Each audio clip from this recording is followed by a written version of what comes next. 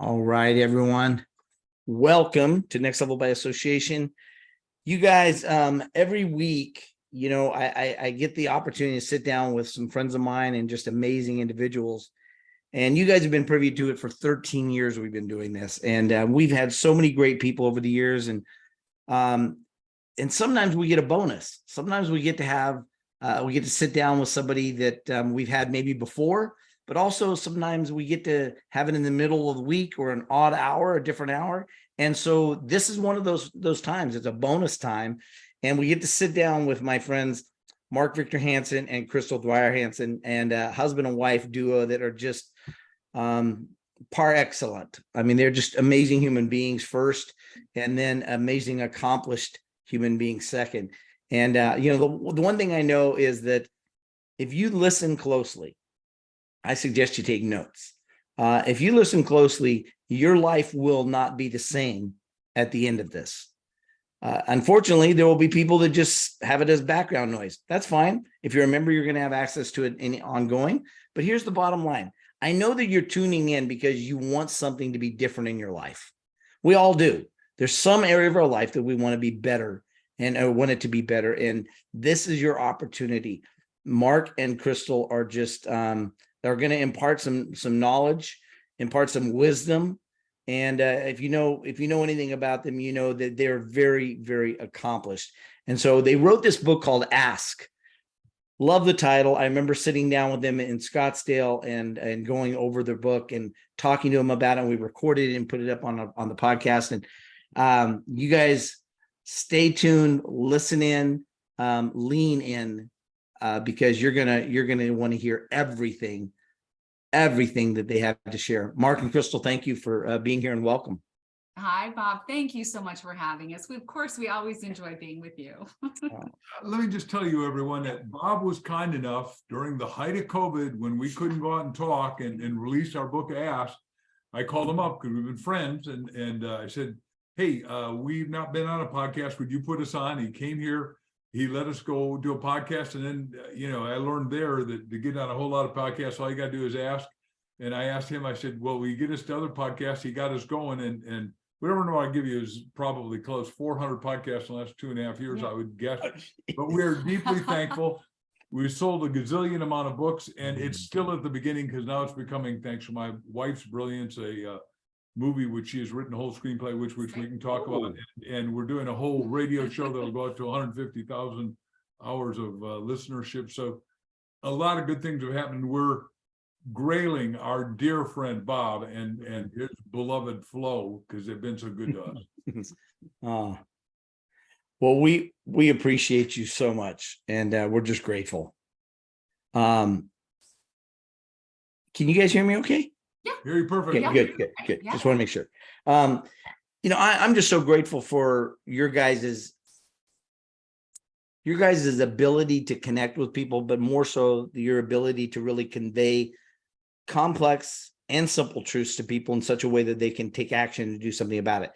And when you told me about Ask, and then when I've done some reading on Ask, and one of the things I love is the idea that asking is the precipice for people having everything that they want, anything that they want, including better relationships, better health, better finances, you name it. And I love the way you guys have presented it. When we talk about Ask, and I remember asking you this the first time, was what stands in the way of people asking? Because we know that we have to ask to get sometimes, but most people won't ask. What do you think it is stands in the way? Well, it's funny, Bob, because we all come into this world as perfect askers. We are so uncorrupted in our ability to ask, right? We're these little children, and we literally ask everything. We want to know who, what, when, where, why, how. We never stop asking. And we're also not afraid to ask for what we want, ask for more. Can I have more? Can I have more? Because we don't have the limitations as children, right? We think we deserve everything, and why not? This is this beautiful world standing before us, right? But that, if you think about it, that's why children evolve so quickly, is they never stop asking, so they never stop learning. But then, depending on how we were parented, what happened in our school days, what happened when we got our first jobs, you're told, you start to be told, stop asking so many questions. I'm tired of hearing you talk, or, sit down, don't ask any questions unless you're called on, or, you start working and you want to ask questions and when you want to do a good job and maybe your opinions aren't valued. So over time, that beautiful ability we were born with to ask, it slowly gets crushed out of us. And we don't even know it's happening until suddenly we're standing there as full-grown adults, terrified to ask anything. And right. And almost ashamed to admit we don't already have all the answers. And that's crazy, because how can we have all the answers in this lifetime? But that's how we get as adults. So it's kind of a tragedy. And that's why we want to wake people up and say, let's start asking. Let's bring that ability to ask back to life, because it's inside of you. It will change everything. And it is the greatest way for you to evolve your life when you really understand the art and science of asking. What a great illustration as a child, knowing, just ask, and they just ask and they ask. And one thing I love about children is they don't stop asking. They'll ask the same question multiple times until you say yes. That's right. And I love that tenacity. When you talk about asking, you talk about the idea of that it unlocks the potential, your potential. But it also, the act of asking is the key to unlocking the potential and achieving your goals. I think people think that their goals are something they have to work for, and they forget the asking part. I mean, I know that there's times when, I asked Mark for a testimonial, gave me a testimonial. Sometimes we just have to ask for that and for what it is that we want to accomplish our goals.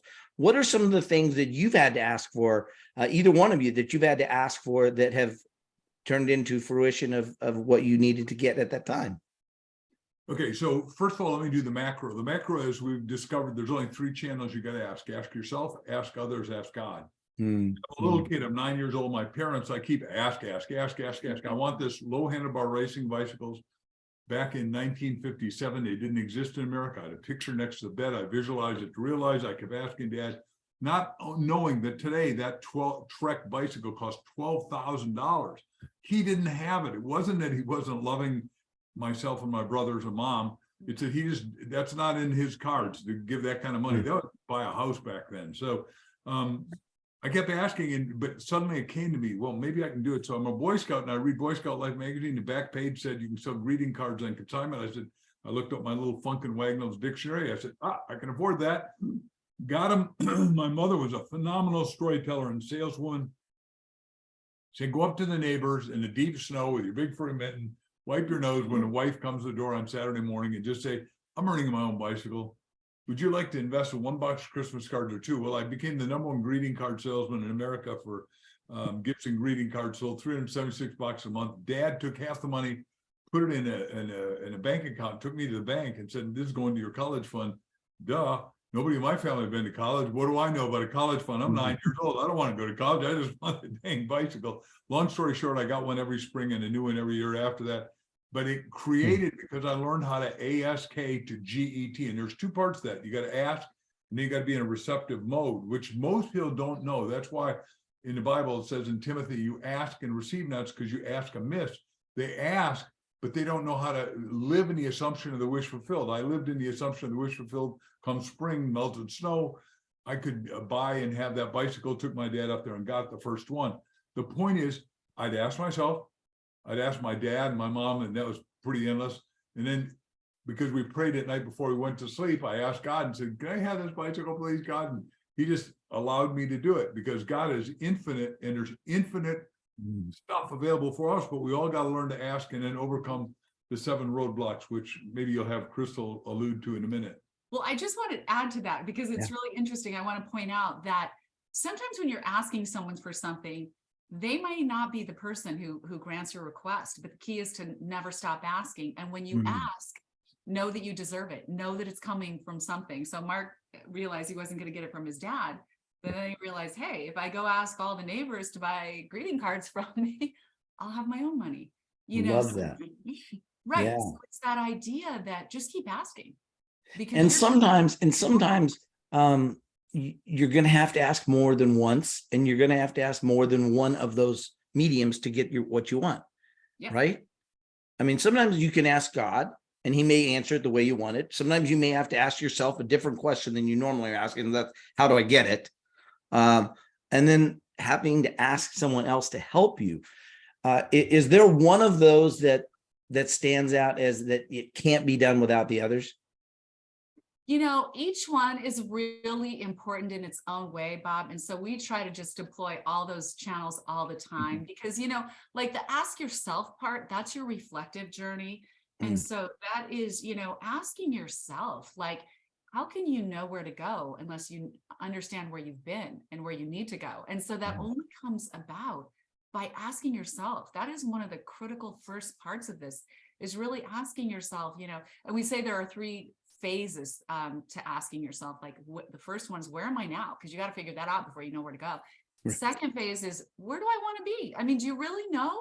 Like most people don't sit down by themselves with a pen and paper, with your journal, and ask yourself, where am I now? What's working? What's not working? Number 2, where do I want to be? Right? In my greatest imagination, what does that look like? Most people don't even, they're afraid to dream that. They're afraid to ask what that really looks like when you are imagining your greatest outcome, whether it's in a relationship or your business or your career. What am I doing in the nth degree of my greatest career? Who might, and then ask all the little sub questions that come on after that. You know, who am I serving? What, you know, what's my product? What are my services? What interactions am I having? Who are my best clients? And like in that way, when you ask those questions, you can literally engineer your perfect life backwards. It's really crazy. And then the final step is to ask yourself, where am I now? Where do I want to be? What specific action steps do I need to take to get there? Because, you know, we live in this physical reality, like we have to put our plans in action. And when you start asking, you're going to get answers, like people's names are going to drop into your head. You're going to see a magazine article. You're going to see something on TV, or a plan will start to form in your mind. You've got to take action. Write that plan down. Put your thoughts in words, you know, go call that person you just thought of. Go ask for that advice that you just came to you. You've got to put your plan in action. That's a part of the asking journey. Absolutely. And, you know, one of the things I've realized in all my work with human behavior is that people will often ask somebody else or they'll ask God. They'll definitely throw out prayers to God for anything and everything. But very rarely do I find people willing to do the work, which is going to have to be look inside, ask yourself better questions, be still and wait for those answers, but actually take action once you get those answers. And so I appreciate the fact that you guys started with asking yourself. I think that's such a key thing.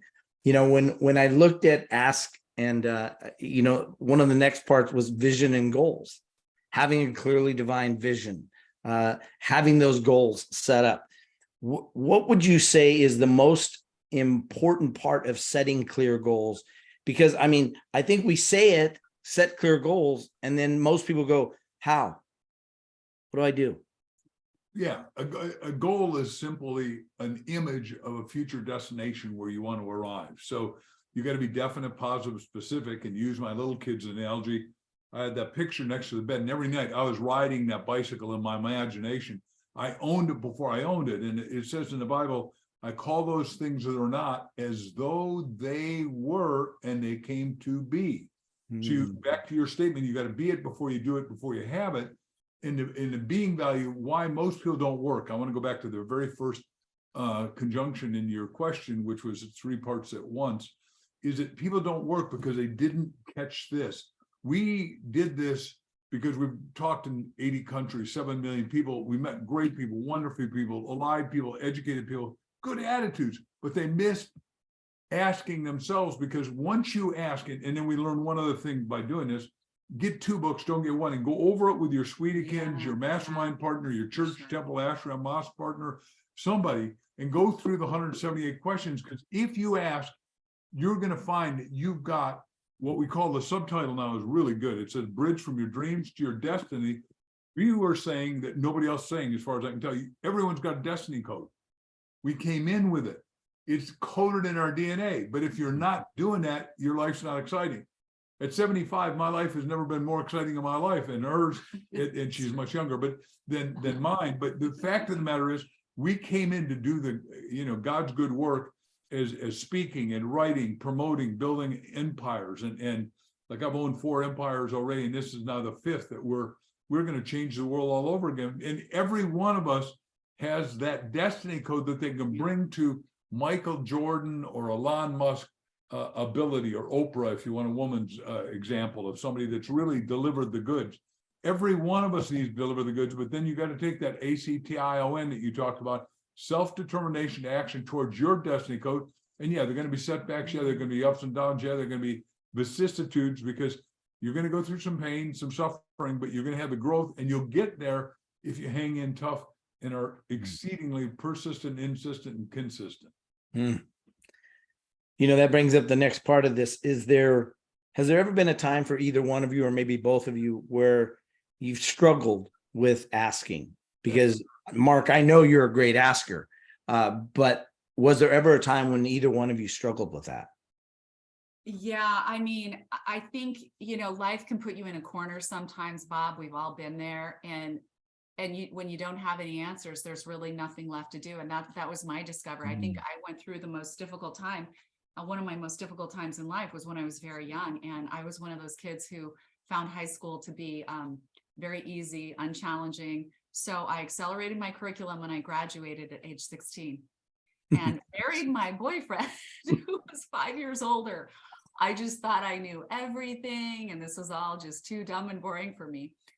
So turns out not a great life plan. 2.5 years later, I'm living in a new city, no family, no friends, baby on my hip, divorced, and honestly, no idea how I was going to support myself. And so I did the only thing I could think of, which was apply for food stamps. So I remember standing in the line that day, ready to exchange my food stamps for food and diapers. And I just thought, how did I get here? That question, how did I get here? And the second I thought that question, a question dropped in my mind that was so powerful.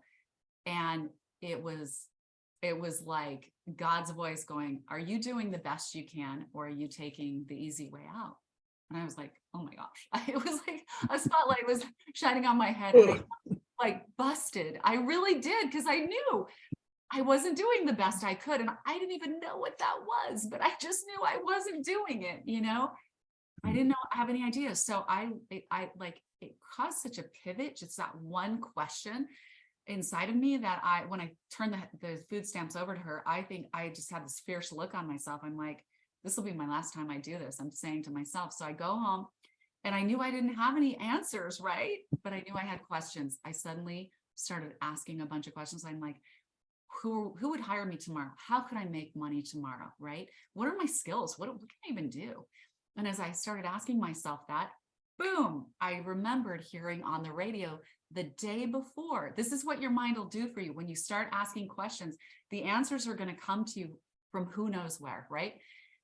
God's infinite universe is packed with everything you already need. I promise you. So I remember hearing this radio ad. It said, get work tomorrow, Kelly's services, temporary services. I called them up. I'm like, how do I apply? They sent me the paperwork. I filled it out. So then they start calling me and offering me like these temporary jobs. So I started filling in at attorneys' offices when someone was out. I started working at malls, setting up booths. When shows were in town, I started working at convention centers, doing sales and working for small businesses. And I started learning so much about myself, really.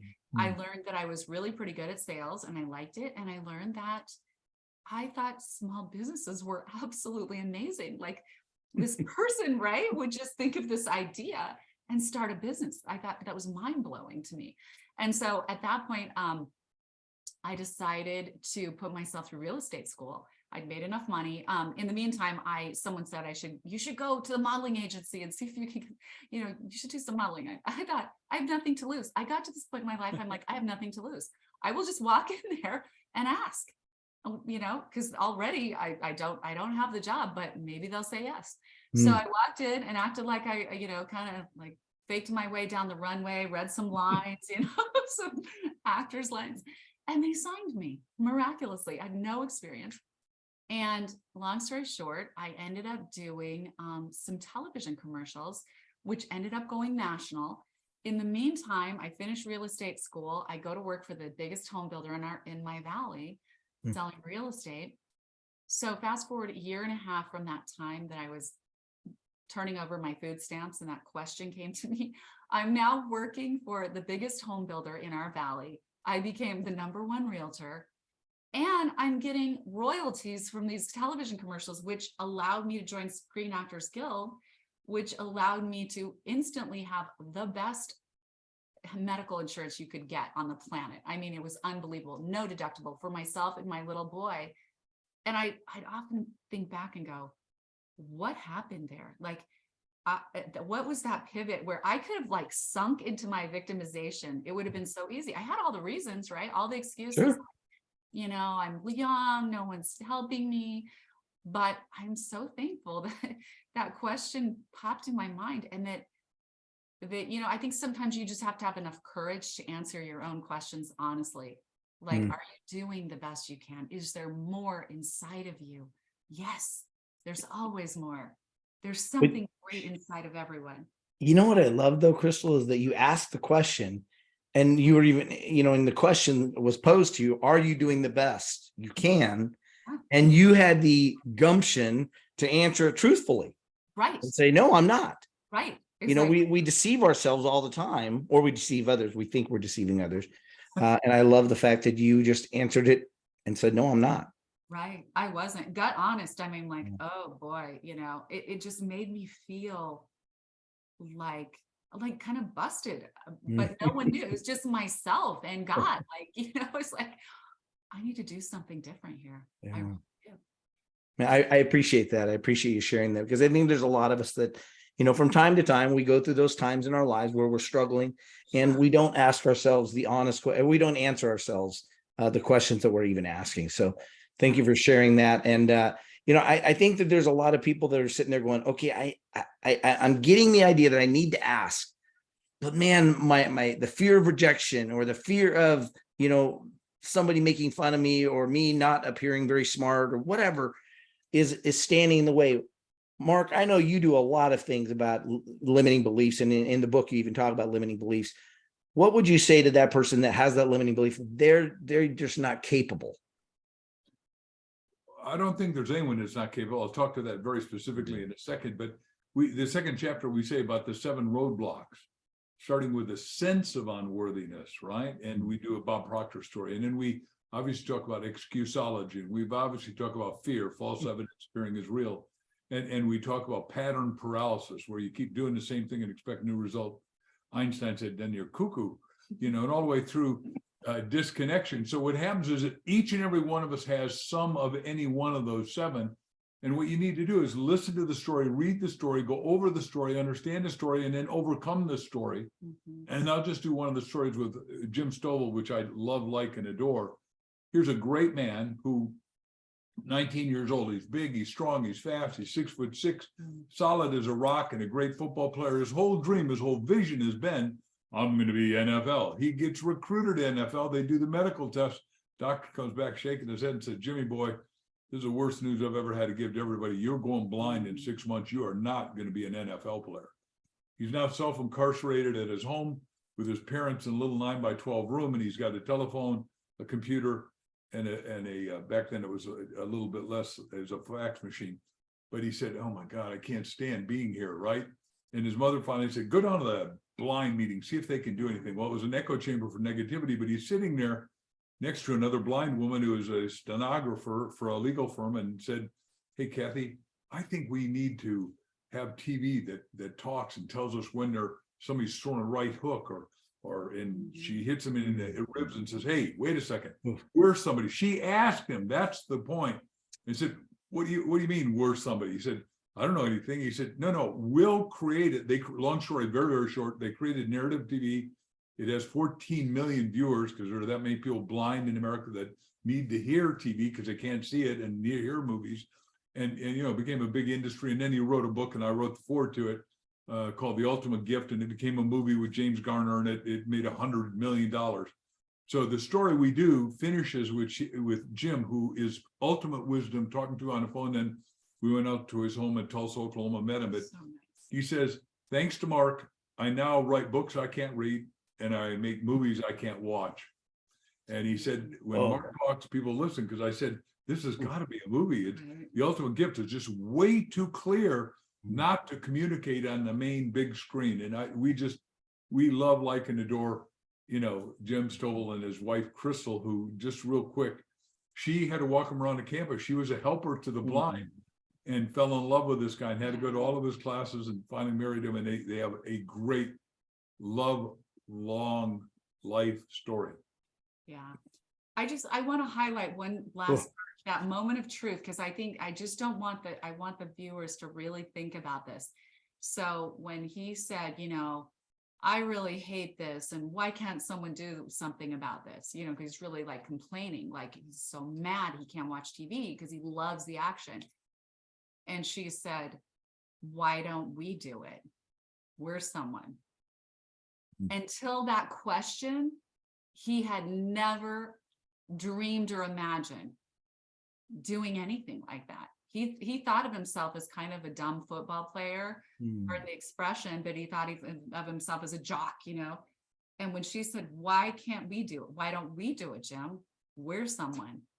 It's like, boom, like the pivot I had, he had a different kind of pivot.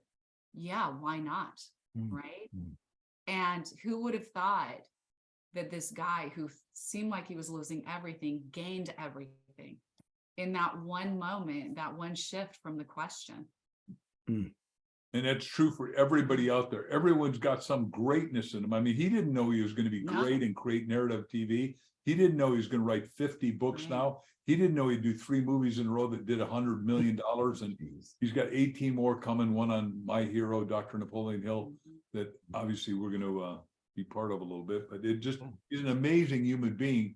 And we just could not be more thankful for friendships like that. And that's why this book comes to life in people. And then Crystal now has written a screenplay, which if you're interested, we'd love to talk about. Yeah, I'd love to. Absolutely. Bring that up.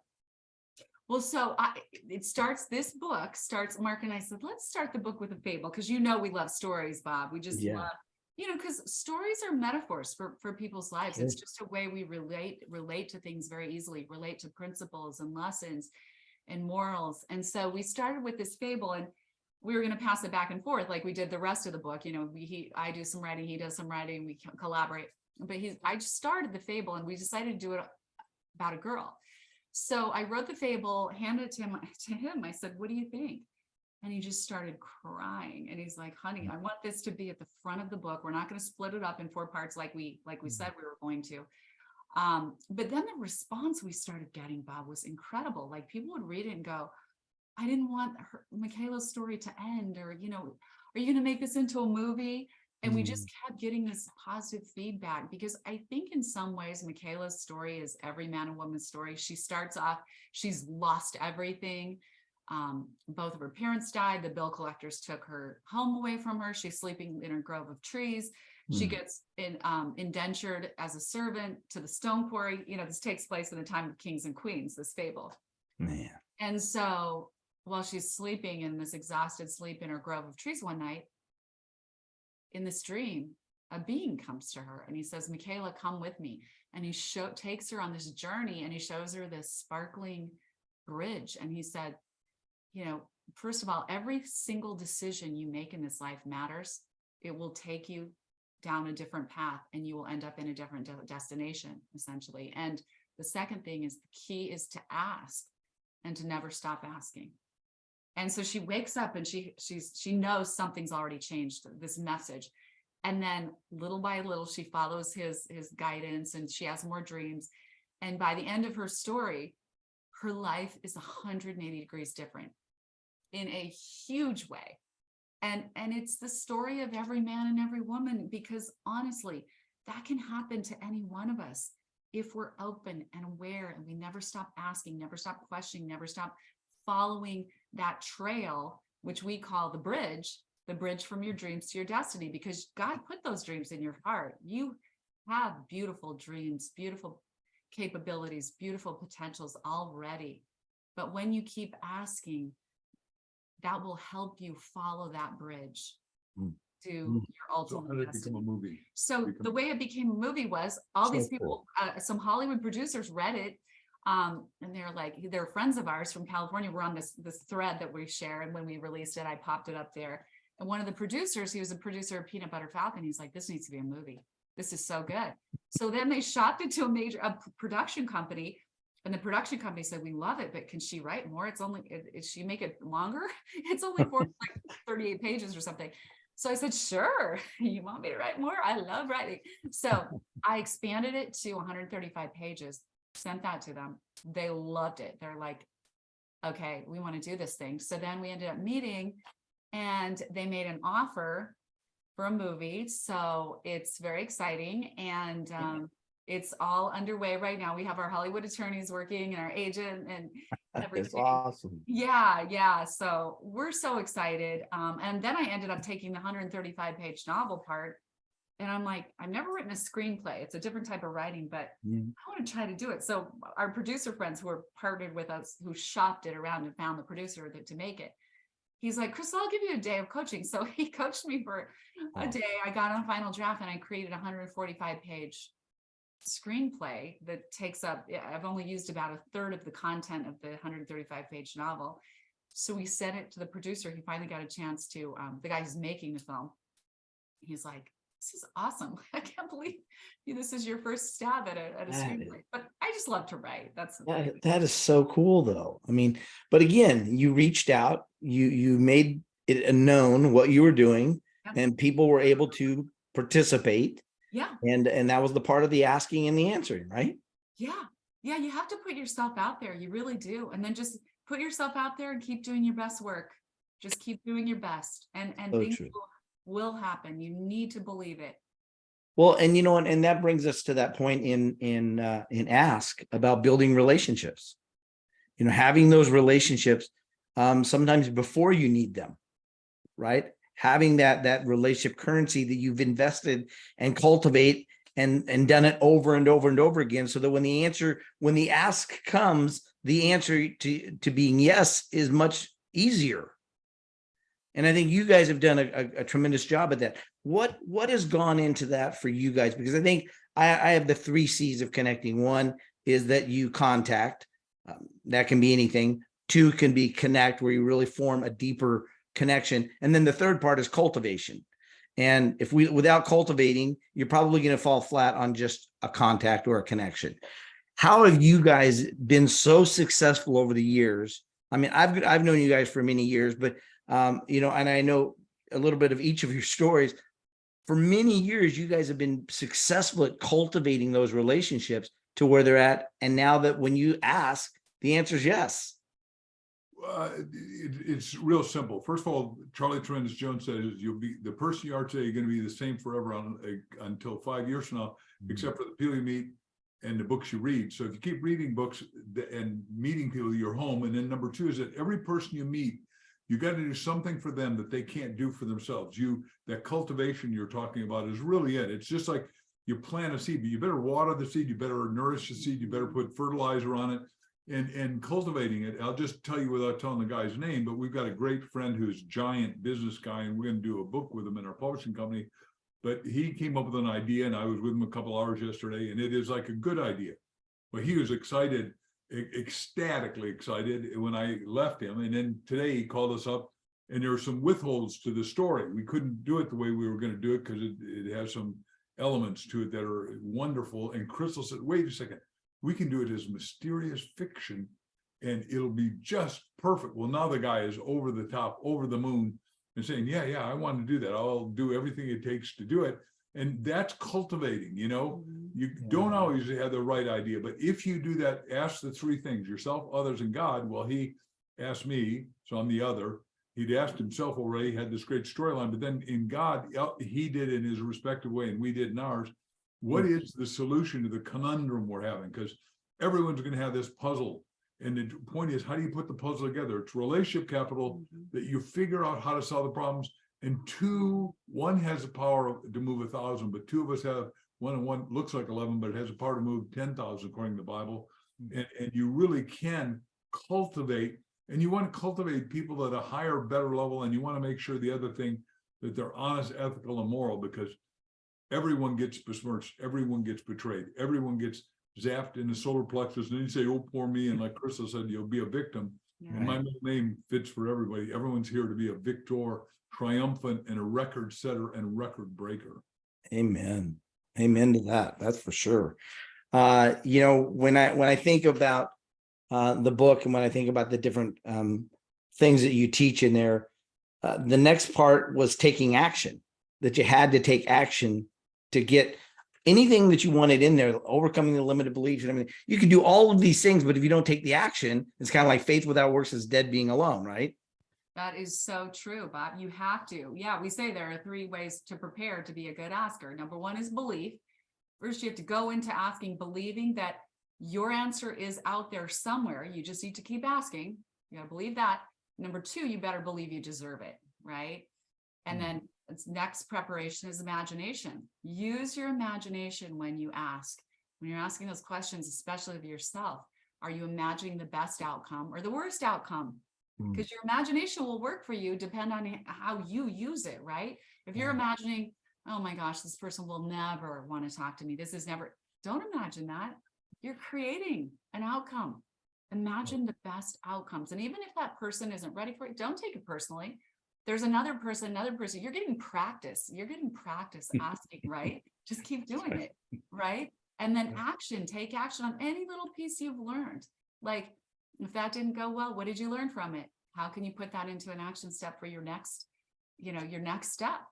And just imagine the best outcomes, see them happening, believe that your answer is out there for you and that you deserve it, right? And it's so, so powerful. That's some good stuff right there. If we just stopped right there, people's lives would be completely different if they just did this. But you take it to that next thing.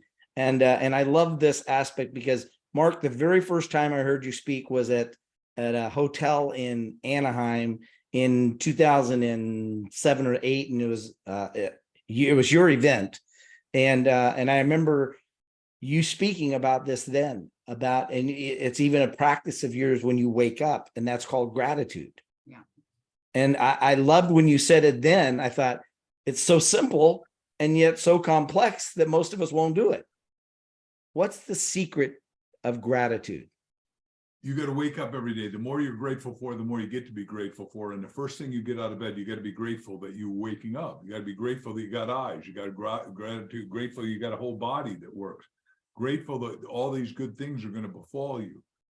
When you saw me, I'd gone through a divorce a couple of years earlier, and I wrote down 267 things I wanted, because I say 4 principles. Figure out what you want. It's got to ask for yourself, what do you want? Number 2, it's got to be in writing. And I wrote down 267 things, the characters, the values, the qualities I want in my ideal woman. I never told her when I met her, but she ultimately was all of those before I met her. And you never cross out, like, I got the milk, I got the eggs, I got the butter. You write down in God's highest color, purple. And, and she was 267 on 267, both positive and negative. She couldn't be an alcoholic, a drug user, a smoker, because I don't want to kiss an ashtray. That just didn't seem like something I would ever be willing I'm with you. Right. And the point is that you figure out what you want by asking, you put it in writing, you visualize it to realize it, and you put together your team and you get a dream. And she showed up, and it's what she said a minute ago. You get to believe that whatever it is you want is out there. God wouldn't let you want it unless it existed. And there's 8 billion people, so half men, half women. So everybody's got some ideal person, assuming they're single and they're looking, some other person that would be the perfect complement, which we now call in the Bible, it's called a one flesh marriage partnership. One flesh marriage partnership. Wow. That's a powerful concept right there, just in itself, just in the way it's worded. Yeah, exactly. We're developing that program now. It's going to be called the Love Ask, developing a one flesh marital partnership. Comes out of Genesis 2:1, where, God gave, first of all, the ability for us to speak. And once we could speak, we could name things, whether it's animals or places or plants. And the next thing he does is he pulls a rib out of Adam and creates woman. And he said, you shall separate from mom and dad, and you shall cleave, meaning glue. adhere to your partner, and you will have a one flesh, maritally partnered relationship. Well, that's what we have. We are told relatively daily that it's rare and we're a formidable couple, all of which I think is correct. But that's what we do. We're thankful for each other each and every day in each and every way. And when you decide to make that the penultimate of love, because we think the marital institution now is where all relations start. In other words, this thing of level of association, if we get better relationships, then we can have a better city, a better government, better family, better world. In that order. I agree. Thank you for saying that. And thank you for the shout out on the next level. I appreciate that. Yeah. You know, you guys have just really been such an inspiration to so many people over the years, separately and then individually and then collectively. If there was something that you think is the guiding ingredient, you know, we talked about ask. What's the one thing that you gotta have? You gotta have the ability to do this in order to ask and get what you want. What would that be? Well, you know, it's basically that belief. I really think The it's belief. a belief in life, a belief in yourself, a belief in the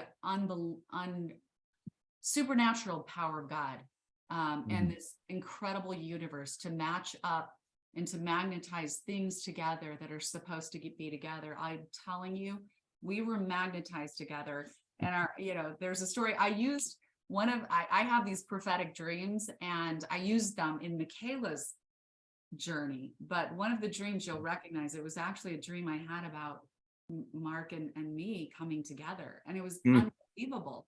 But it's because the two of us in our own little corners of the world believed there was someone. We really put our best effort into our previous marriages, but we realized at some point that other person wasn't available to have the kind of relationship we wanted, that super love, heart connected relationship where we really are that one flesh, that, you know, we have that one purpose and mission to work together and build each other up every day.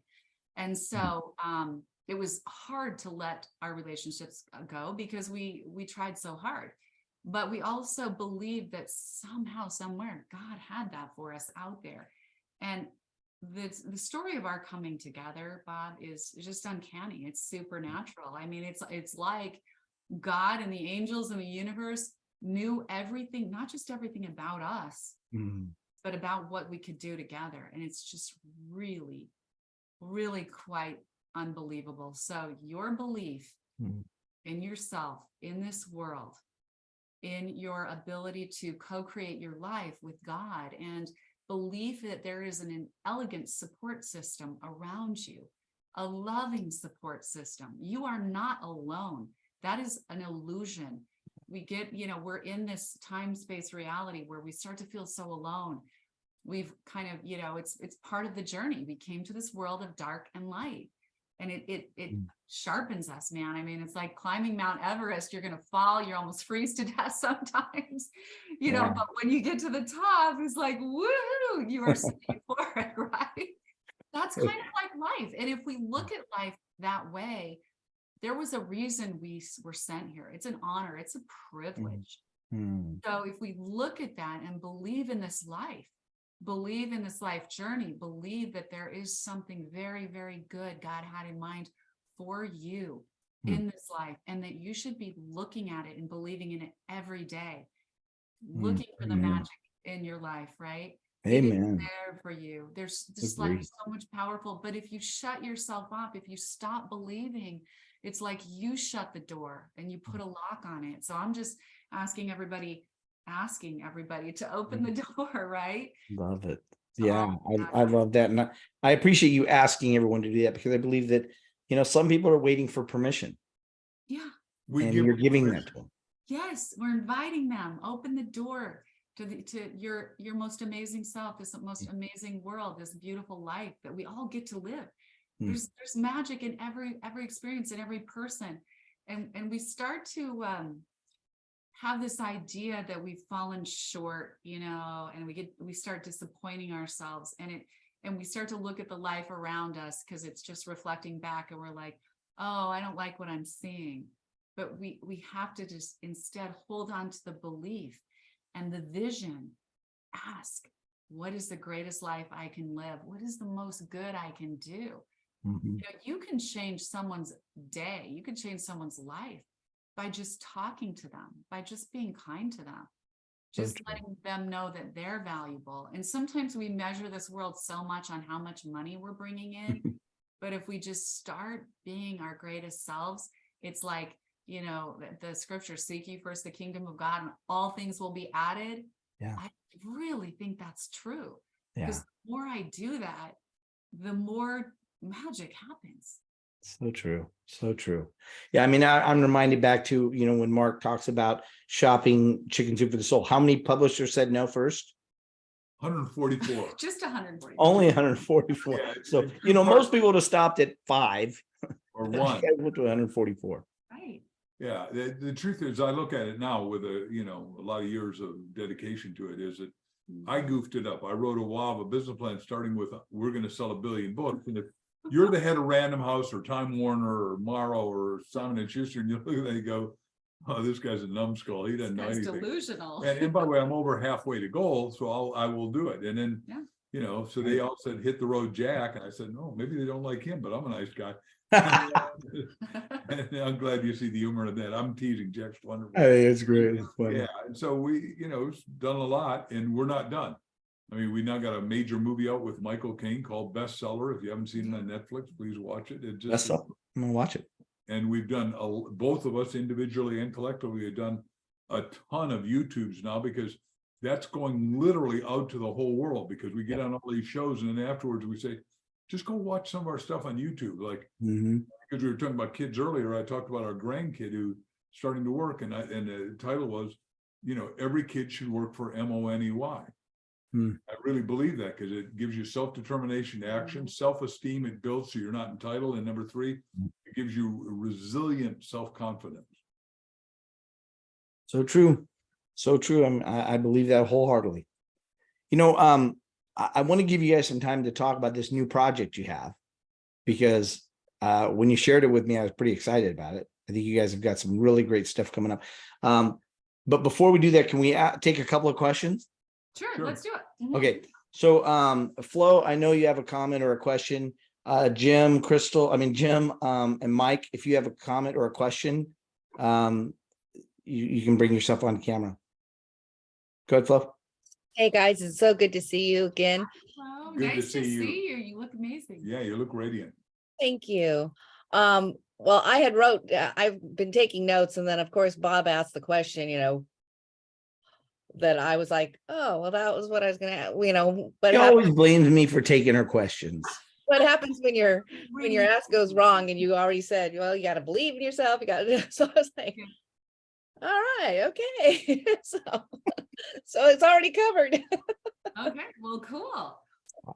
But it was good seeing you. So It's great to see you, Flo. So good. Thank you. You'll come And over. Jim is a new member, and he's just an amazing guy. He's a leadership expert. He's got some great stories like you guys do, and he's just a quality human being. And that's really what I pride myself on, is just surrounding myself with quality human beings like you guys. And so, Jim, if you're there and you want to pop on, come on. Honored to, Bob. My video won't work. There we go. Okay. There you go. Wow, what an honor. Thank you so much for coming in and speaking, and I've got tons of notes here. I'm trying to think, what's the best thing I learned today? And it was, Crystal, you asked the question, what's the greatest life that I can live? And that just hit me. It's like, wow, I'm 65, but I've still got a long way to go. And I'm just blessed to know Bob and to be able to, absorb and continue to learn and grow and take action. So thank you very much for coming today. I love that. Well, thanks for sharing that, Jim. And it's so true. And I'm glad that really spoke to your heart, because you do. I mean, there's so much, there's a wealth of knowledge and gifts inside of you and inside of each one of us. And I think we sell ourselves short so often, but we need to bring that to the world and share it and bring people together. And that's how we create a wonderful world. It's so important. It's not just about the money. Abundance will always flow in when you're in your highest place in your heart. I really believe that. And the answers will flow in if you keep asking. But I'm really glad that touched you today. Yeah. I just want to add that you look healthy, happy, and fit, and every one of us at every age should stay that way. And my goal is to be 127 with options for renewal. And we, like you, work out every day and need to do that because remember, I'm old enough to remember when everybody got fired at 65 and they all came to our university, Southern Illinois University, because the president hired everybody from Harvard, Wharton, Yale, Stanford. And so I had literally the best graduate school in the world, and they all became friends because nobody knew who they were. And I did my homework and I always audited classes before I took them. So, and it really blessed me to be able to do all the work I've done. But that's exactly why it's so important that at our age, as you see, I'm 75, so I'm your senior. You got to, pay homage or whatever it is. But it's joking, of course. The point is that no one's supposed to go over and out. And I wrote a book with Art Linkletter, and what we said is never retire from something and nothing. Retire, put on new tires, go in a new, bigger, better, stronger direction. Because it's only if you're doing stuff that you have a life. Life is not playing golf every day or pickleball or fishing. Nothing wrong with any of them individually, but that's not it. Life is about, taking action and sourcing and serving other people at a higher, better levels, like Christy just said. Absolutely. Thank you. Thanks for being here, Jim. Yeah, thank you. Mike, if you're not driving, I know Mike catches a lot of these. There he is. He's not driving. I'm Perfect. here. Mike is a new member as well, and just a great guy. Reached out to me a few months ago. We spent some time talking on, via social media, and just the more I've learned about him, the more he was introduced to me through a couple of different places, and then Joe Ingram, a member of Next Level, made a final introduction, and he's just a quality human being again. So, Mike, you have a comment or a question? Question. What is in the book Ask, what's the one thing people don't understand or miss the most that you wanted to get across? Oh, there are so many lessons in there, but I think the one thing that really stumps people the most is like asking things of other people. It's very scary. People hold back. They don't do it. And we looked at a lot of studies on that, Mike, and it's interesting. In every study about asking, everyone coming into the study believed that if they bothered someone, if they asked someone for information, advice, or help, that they would be perceived as being pushy or annoying or obnoxious. But the opposite is true. They found the opposite is true. If people are just willing to put themselves out and ask, most people are willing to help if they can, right? There's an 80% more likely chance that people will respond to you in the best way they can and answer you or grant your request if they can, if you just ask. But the other part of the study that was really interesting is that they're not just going to come to you and figure out what you need. Even if you seem like you're in need, it's much more powerful if you ask for help.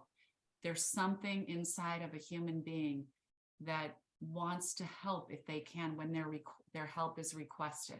So that is a really, really interesting thing. The other part of the studies that I thought were so interesting, you guys, is asking in relationships. And this is super important in both business relationships and your personal relationships. So what they found is that there was a Harvard study done. The best basically people in relationships, business relationships first, then dating relationships, the best askers, those who ask the most questions and then ask the better follow-up questions when they asked a question and someone said, oh yes, I'm from this city, and they said, oh you're from Idaho Falls. I think I've heard of Idaho Falls. Is that where or I had a friend from there.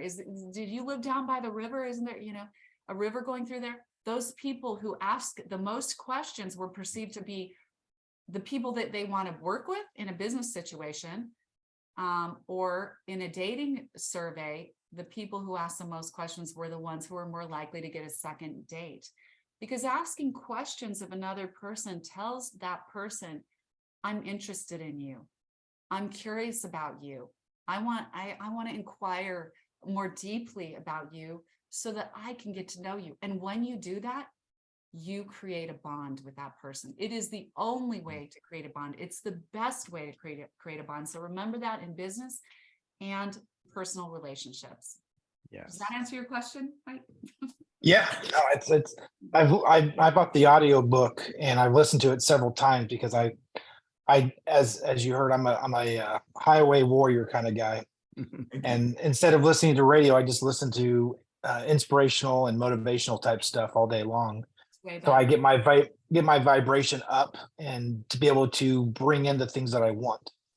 And Great. so I've been really trying to, thank you. I've been trying to listen to the same thing over and over again. So I study it versus just surface level.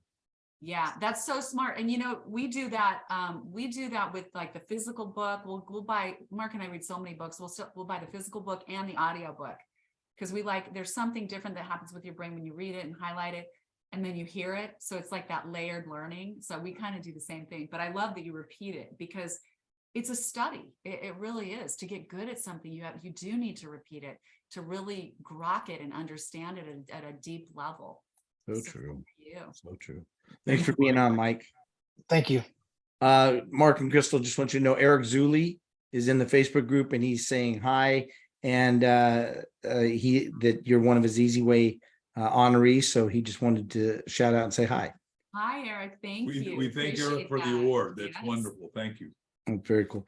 So Mark and Crystal, tell me about this new venture you got because I think there's going to be a lot of people excited about that. So are you talking about the movie? No, the book. Oh.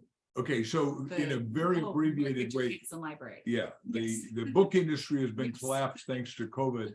And we went from 19,000 bookstores, 400, and we think one of my cliches is you got to read to be freed, and only 17% of people in the world can read. So we said, we need to start a publishing company because, you know, Random House, the world's biggest $25 billion company, just laid off 8,000 people, fired the chairman, vice chairman. So a year and a half ago, we started a publishing company, like she said, markvictorhansenlibrary.com.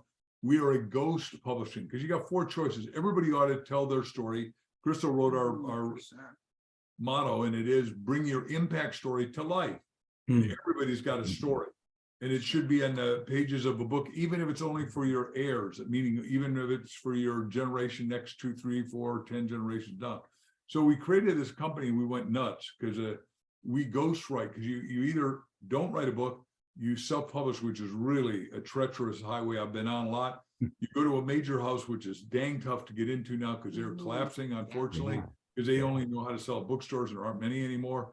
And then, or you go to a house like ours where two things happen. One is we ghostwrite, we take your story and make it irresistibly compelling, unique, novel, and wonderful. And we could do fiction, nonfiction, a hybrid of those.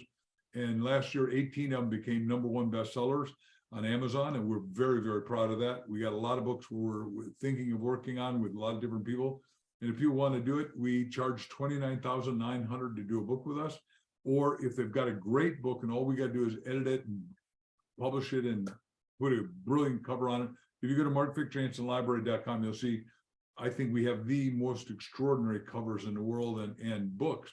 And they're all different. And every one of them is doing phenomenal at the moment because the people that we've attracted have said, look, I got to go make a difference. And this book's really important to me. And I can go into that specific if you want. Yeah, I think a lot of people think that they want to write a book, but they don't know why. Or somebody tells them you need to write a book, but why? But you guys have, you know, Mark, you're a proven commodity. Crystal, you're a proven commodity on what you do with the book once you've got it and how you make it make sense. So dollars and cents, if you will. What do you guys have to say about that? Because I think there's people go, well, what am I going to do with the book? We teach that you got to do bypass marketing. Like I was on 50 million Diet Coke cases for 6 months. Sold so many books with my book, Chicken Soup for the Romantic Soul, and our friend Nora Roberts' book. We got 15,000 kids into Boys and Girls Clubs. That is called cause-related marketing. And now we're doing one with two of the biggest T-shirt manufacturers in the world. And I said to him, when we were on the phone to him yesterday, your book is phenomenal. I mean, it's like Herman Hesse's Eightfold Path, if you read that, Awesome. right? And I said, we put one in every one of 10 million T-shirts a month. It's impossible. If one 10 million times a year is 100 million. If 1 in 100 people buy your book, there's a million bestseller, and it'll never go in a bookstore. I mean, it will go in bookstores, but the point is, could we go out to all 39,000 outlets? We're distributed through the same people that everybody distributes through, and that's Ingram. I've known Ms. Ingram for 50 years, and she's a dear friend. Well, the thing I love about it, and I told you this yesterday, Mark, is that you've proven that you know what you're doing over and over again, not just one time, not just 1 year, but over and over again. So thank you for being that beacon for people that want to do something, but they just don't know how. And then once they do it, they don't know what to do with it. So I think the fact that you guys can help them through that whole process is really valuable. So thank you so much. I want to be respectful of your time and tell you guys, I am beyond grateful for our friendship and beyond grateful for the people who you really are and how you show up in this world, because I use the word beacon, but I don't use it lightly. I really believe you guys can be a great beacon for people to live better lives. And I always say that who you are is more important than what you do, because who you are determines the quality of anything and everything that you do. So I appreciate more than anything who you both are as individuals and together as well. Thank you, Bob. And we're so happy to be here and share with your audience today, and happy that, people got some value out of it, because that's what matters to us. And we love it. Yeah. Thank you. I'll close with this. We've had some great experiences together. We've had kayaking in Newport Bay, overturning the kayak, losing sunglasses, losing a paddle, We got the grandkids with us. grandkid, and having to paddle back like this, me on the front, you on the back with only one oar.